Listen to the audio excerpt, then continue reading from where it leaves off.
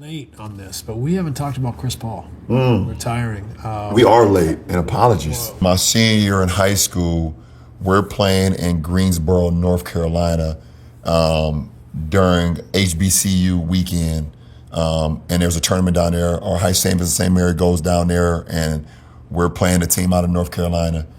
And after the game, Chris Paul comes in. We win that game, and Chris Paul comes into the locker room, and that's the first time I officially met him. I was 17, I think he was 16. He was the best point guard in North Carolina at the time.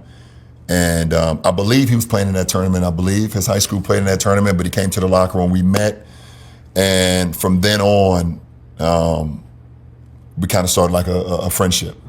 To us playing in the McDonald's game together, to me supporting him while he was at Wake Forest, to him coming into the league, Olympic teammates. I mean, it's incredible what he was able to do in all the stops that he was in New Orleans, with the Clippers. Obviously, I think his jersey going to be raised with the Clippers someday.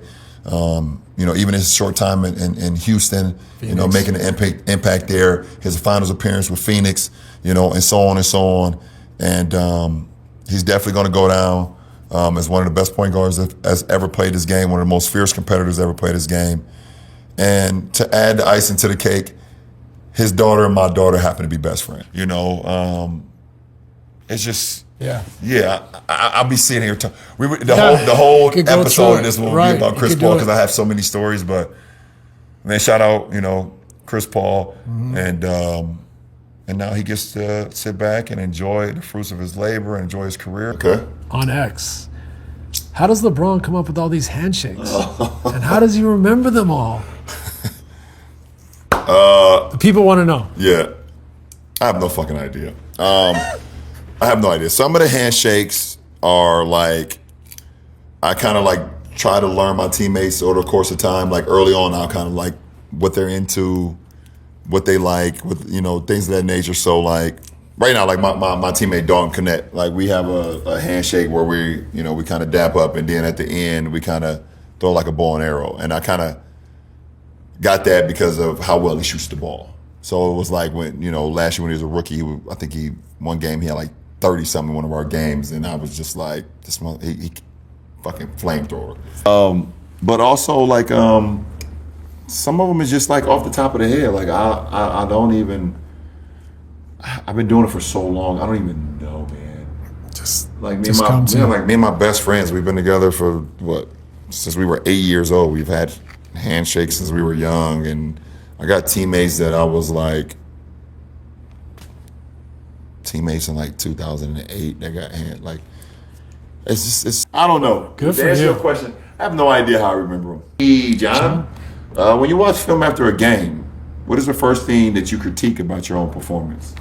A lot of people see when I come to the bench, I grab a stat sheet, from one of our assistant coaches, and the first thing I look at is my personal turnovers, and then I kind of look at the opposing team's offensive rebounds and their fast break points.